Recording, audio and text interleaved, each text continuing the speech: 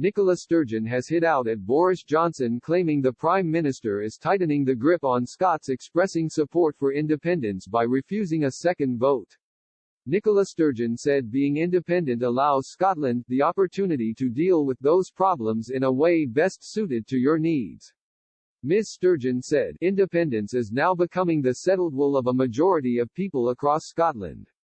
The Scottish First Minister said the UK government pays constant lip service to the notion of equal partnership, but claims that in almost every action it takes completely demolishes that concept.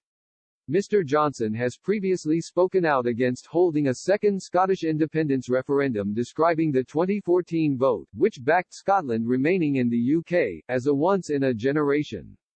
Despite this, Ms. Sturgeon has unveiled plans for a bill setting out the proposed terms and timing for a second independence vote, as well as the question that could be asked, which will be put before the Scottish Parliament in advance of the Holyrood election.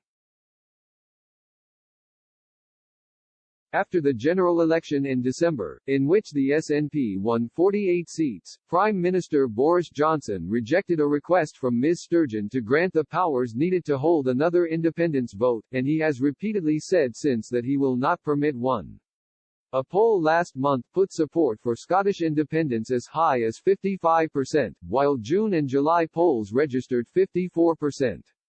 Ms. Sturgeon said if a majority of MSPs are elected to Holyrood next year, back a referendum. She stressed that no UK government has the right to block the will of the people.